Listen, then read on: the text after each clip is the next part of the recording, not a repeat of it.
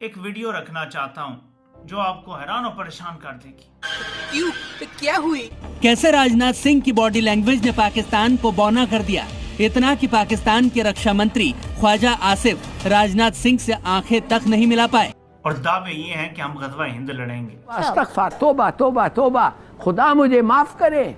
जहाँ जाते हैं चपेड़े पड़ती हैं, मतलब मुझे समझ नहीं आती कि इससे ज्यादा मैं सब्टली कैसे इस चीज को रख सकता हूँ।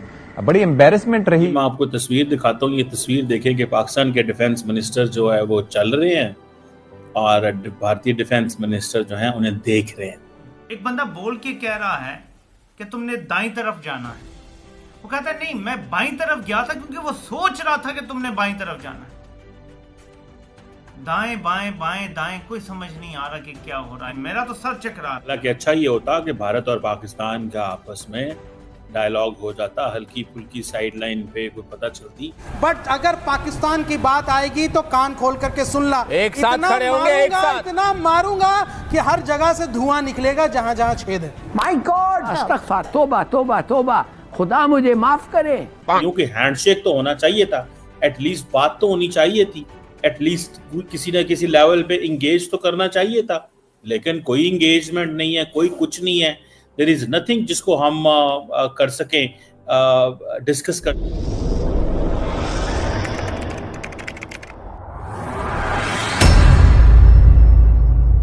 नमस्कार दोस्तों, स्वागत है आपका पाकिस्तान की बर्बादी में। जी हाँ, तो आज की बर्बादी कुछ इस तरह है कि पिछले 76 सालों में पाकिस्तान दुनिया के किसी भी कोने में जहाँ भी गया हो वहाँ से सिर्फ अपनी बेइज्जती ही कराकर वापस लौटा है। जी हाँ, तो खबर कुछ इस तरह है कि चाइना में शंघाई कोऑपरेशन ऑर्गेनाइजेशन यानी एससीओ की मीटिंग चल रही थी, जहाँ पर पाकिस्तान के रक्षा मंत्री ख्वाजा आसिफ भी मौजूद थे।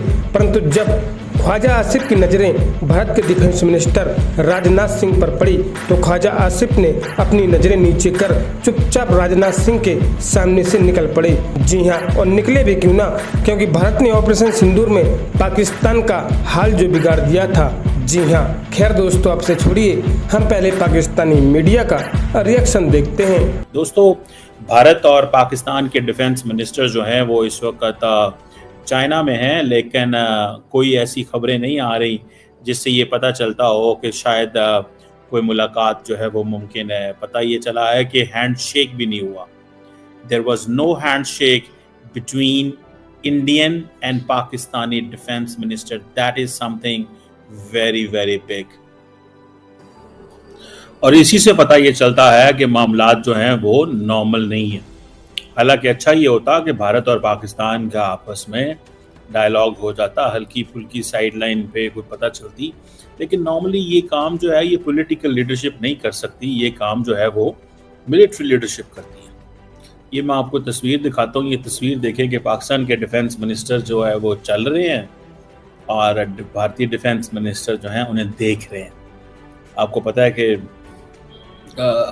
जिसे कहते हैं ना, स्टाइल से चल रहे हैं, तो दैट इज समथिंग इम्पोर्टेंट।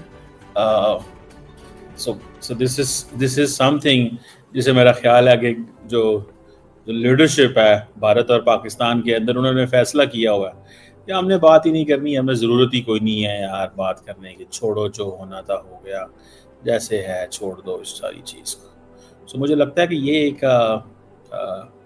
जिसे कहते हैं ना, एक बड़ी चीज़ हो गई है कि अब बात करना, हैंडशेक करना भी गुनाह समझा जाता है।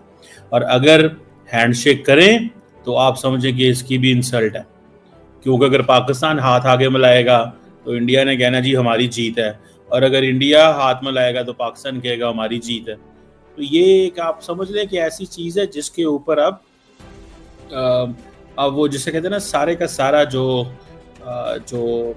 इन्हिसार है वो डिपेंड करेगा इनिशिएटिव। इंडिया तो कहता है हमें ज़रूरत ही कोई नहीं इनिशिएटिव की, पाकिस्तान इनिशिएटिव लेना चाहता है, लेकिन मसला ये है कि पाकिस्तान इस तरह का इनिशिएटिव नहीं लेना चाहता जिससे हाफ हार्टेड हो और जिसमें ये चीज़ ना हो कि रिस्पेक्ट ना रहे। क्योंकि पाकिस्तान हमेशा फ़ोन करता है, बात करता है।